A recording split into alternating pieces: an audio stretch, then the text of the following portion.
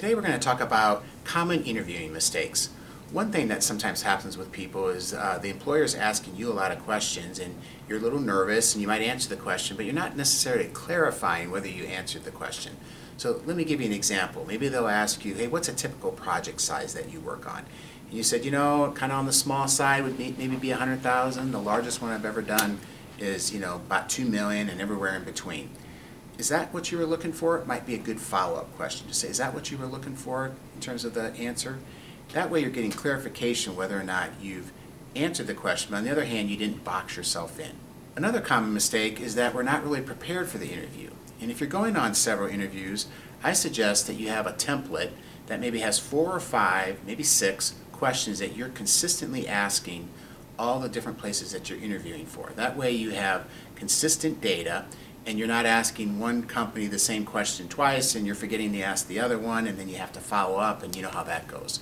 So some examples could be things that are really important for you that allow you to qualify this opportunity for you. It could be the size of the projects. It could be whether or not you're supposed to travel or not.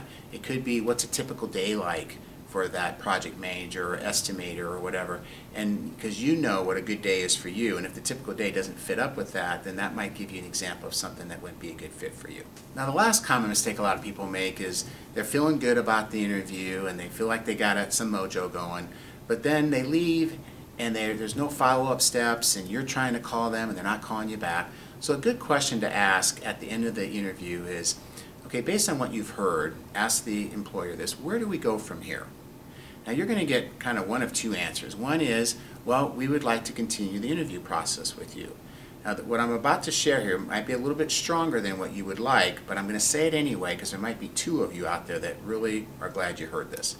And that would be like, well, great. How about we go ahead and get out our calendars and set up that next interview in person, that next phone interview, but we go ahead and book it right then and there. Another thing they might say is, well, we have a lot more applicants, and we're going to have to do about 15 more people. It's going to be at least a month. Now that's probably not what you want to hear, but at least you know where you fit into their decision process as opposed to not knowing. Well, that's all I have for today. Now this is just one of 100 things that we do around here. If you'd like to learn more about me and Sandler Training, you can email me at dstalp@sandler.com, or you can give me a phone call at 913-451-1760. Thanks for listening.